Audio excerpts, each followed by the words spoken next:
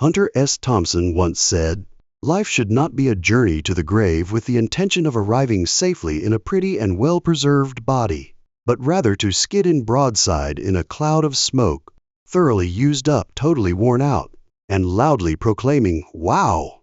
What a ride!'" This perfectly encapsulated Thompson's philosophy on life: bold, unconventional, and dangerous. He was a counterculture icon who was known for creating the literary genre, gonzo journalism. Gonzo journalism is a style of reporting that relies on the reporter's first-hand, subjective experiences and personal observations as they engage with the story, rather than the traditional concept of objectivity. Thompson did anything but follow traditional reporting styles. His style was messy, honest, and personal. Although many search for unbiased reports, gonzo journalism has paved the way for first-hand reporting like YouTube videos or other social media where influencers share their views. Forever changing popular journalism and media. Born July 18, 1937, in Louisville, Kentucky, U.S. as a young man, Thompson had racked up quite a few run-ins with the law, but got off on the right foot when he started his career in 1956, as he joined the U.S. Air Force.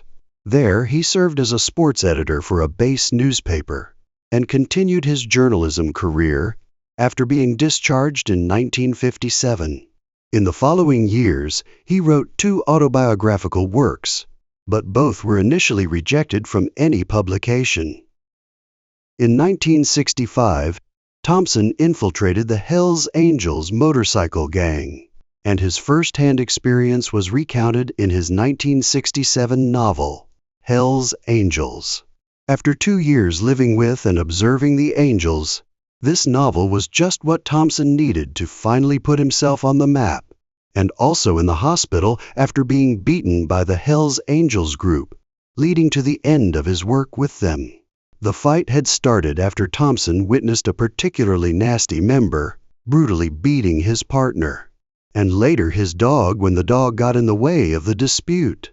Thompson interrupted and said, "Only a punk beats his wife and dog." This did not go over well, as he was very nearly killed. Subsequently published was arguably his most well-known and impactful work, Fear and Loathing in Las Vegas, issued by Rolling Stone in 1971. This book was based on Thompson's true experiences, but told as a fictionalized narrative. It documents the drug-impaired journey of a road trip taken by Thompson as his alter ego Raoul Duke and his equally unhinged lawyer, Dr. Gonzo. He started this book when he was assigned by Sports Illustrated to simply cover a motorcycle race in Nevada, but somehow it turned into a hallucinogenic road trip, exposing the dark side of the American dream. Fear and Loathing in Las Vegas became a contemporary classic and didn't just give Thompson fame. It defined the genre of gonzo journalism. Hunter S. Thompson is known for the new journalism he helped pioneer with books like Fear and Loathing in Las Vegas and Hells Angels, but he originally planned to change the world with a novel.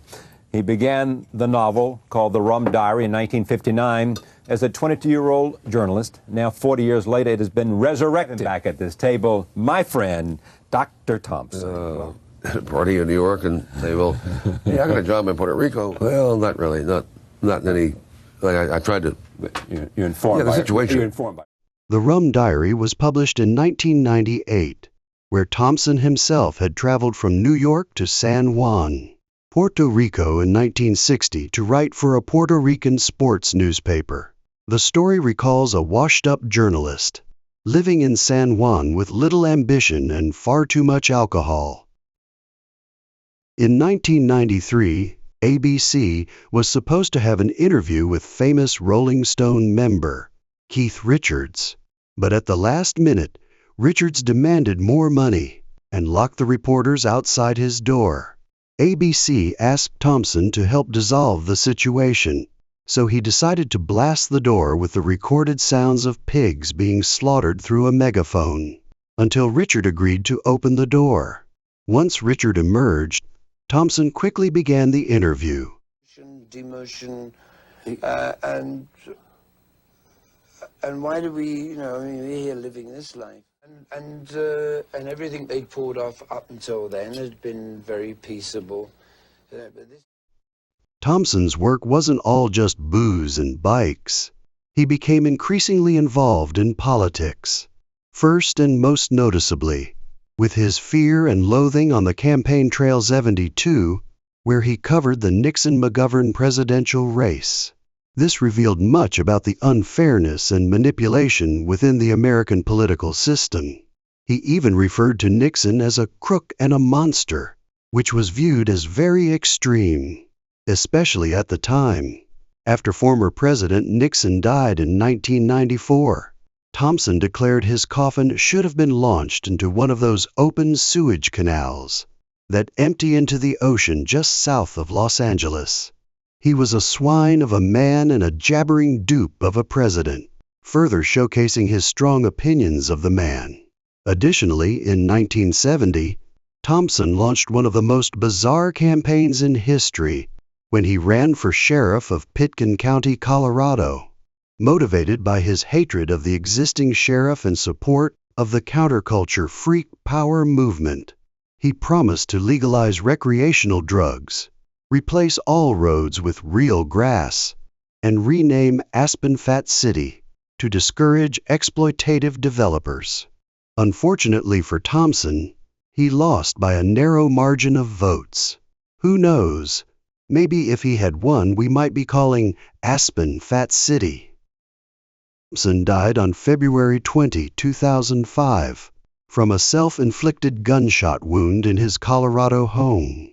Unsurprisingly, his ashes were fired out of a cannon on top of a 153-foot-tall tower, with Bob Dylan's Mr. Tambourine Man playing in the background. The funeral, which reportedly cost $5 million, was paid for by Johnny Depp, as they were close friends because Depp had played Thompson on screen. Thompson had reached a point in his life where he could no longer thrive as the adventurous madman he once was, so he died in the same way he lived, on his own terms. Thompson didn't just write about chaos and madness, he embodied it. He was a philosopher as much as he was a misfit and outlaw. His legacy left a lasting impact on journalism and set a blueprint for future successors to share their biases.